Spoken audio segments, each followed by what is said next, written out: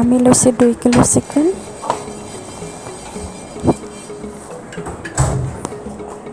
তাৰপাছত প্লেন দৈ লৈছোঁ।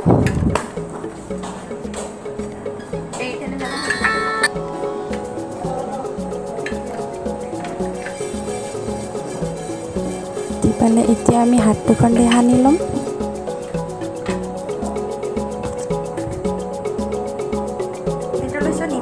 লগতে দিছোঁ অকণমান নিমখ।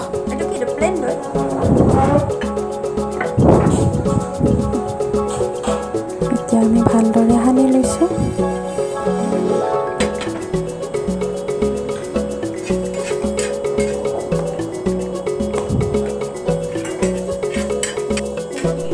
এতিয়া দিছোঁ বিৰিয়ানী মছলা।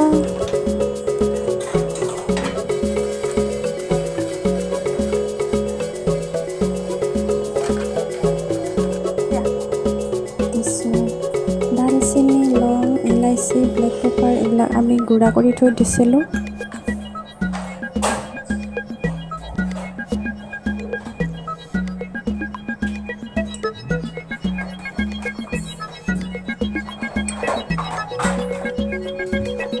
তাৰপাছত দিব আদা নহৰু গোটা।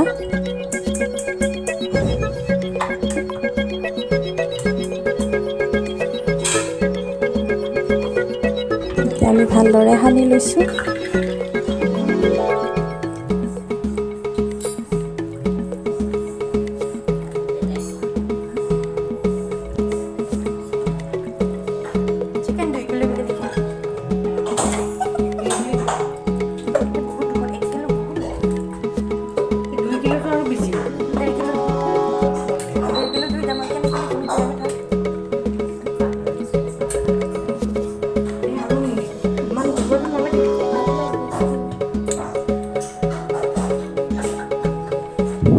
পিছত আকৌ এবাৰ দিছোঁ আমি ধনিয়া গুটি।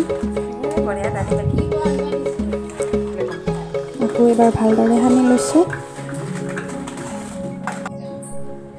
আকৌ এবাৰ দিলোঁ ৰেড চিলি, যিটো আমি নহ'লে সেইটো আমি একো বস্তুৰে সোৱাদ নাপাওঁ, জলকীয়াটো লাগিবই। এতিয়া আমি গোটেইখিনি মিক্স কৰি ভালদৰে সানি ল'ম। 2 কিলোটো আৰু বেছি হ'ব। 1.5 কিলো দে। 1.5 কিলো দুই দাম কেনেকৈ লিখিম এইটোৱে কথা।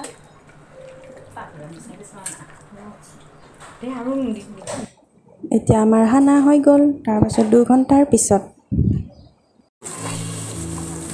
আমি যে মেৰিনেট কৰি থৈ দিছিলোঁ চিকেনখিনি, এতিয়া আমি বনাবলৈ আৰম্ভ কৰিছোঁ। এতিয়া আমি তেল দিলোঁ, পিঁয়াজ দিলোঁ, পিঁয়াজখিনি ভাজি আছোঁ।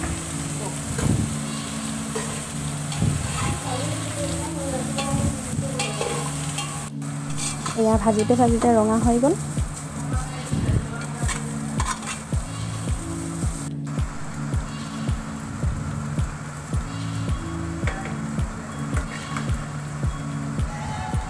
এতিয়া আমি চিকেনখিনি দিওঁ, মেৰিনেট কৰি থৈ দিয়া চিকেনখিনি। যিহেতু আমি তাতে চব বস্তু মিহলাই থোৱা আছে, গতিকে এতিয়া আৰু একো মছলাৰ প্ৰয়োজন নাই।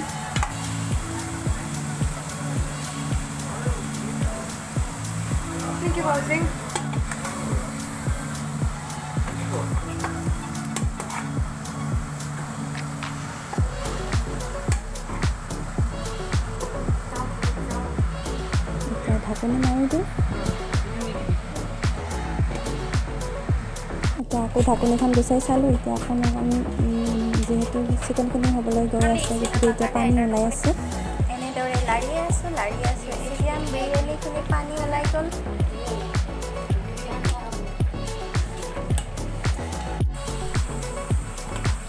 এতিয়া লাৰি দিছোঁ।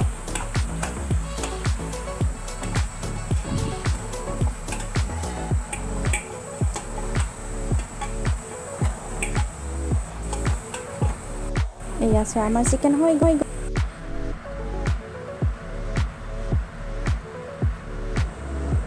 এইফালে আমাৰ কুকাৰ গৰম হৈ গ'ল। এতিয়া আমি সৰিয়হৰ তেল দিছোঁ। এইফালে আমি মছলা পৰিমাণ অনুসৰি দিছোঁ।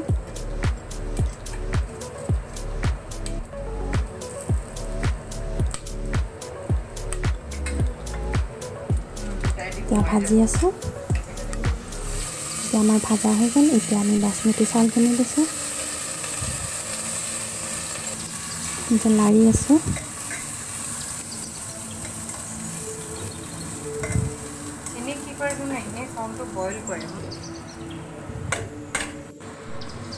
এয়া আমাৰ বহুতখিনিয়ে ভাজা হৈ গ'ল।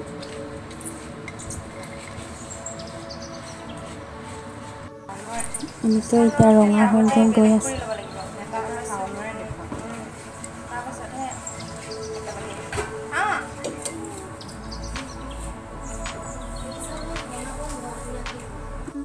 এতিয়া দিম আমি নিমখ।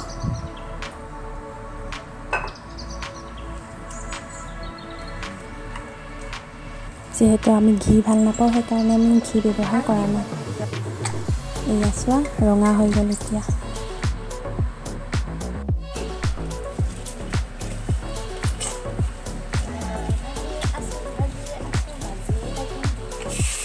আমি পানী দিলোঁ।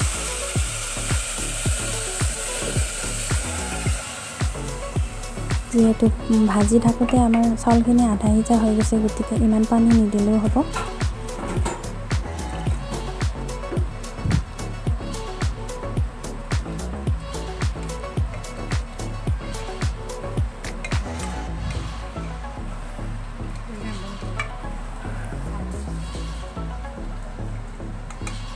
এতিয়া আমি কুকাৰৰ ঢাকনিখন মাৰি দিম।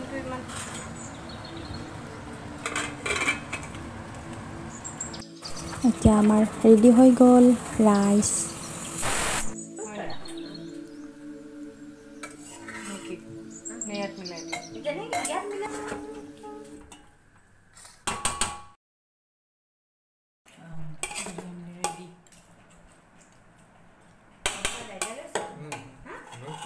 আমাৰ বিৰিয়ানী এতিয়া আমি খাবলৈ ওলাইছোঁ। যদি ভিডিঅ'টো চাই ভাল পালে তেনেহ'লে নিশ্চয় লাইক কমেণ্ট কৰিব। চোৱাৰ বাবে ধন্যবাদ।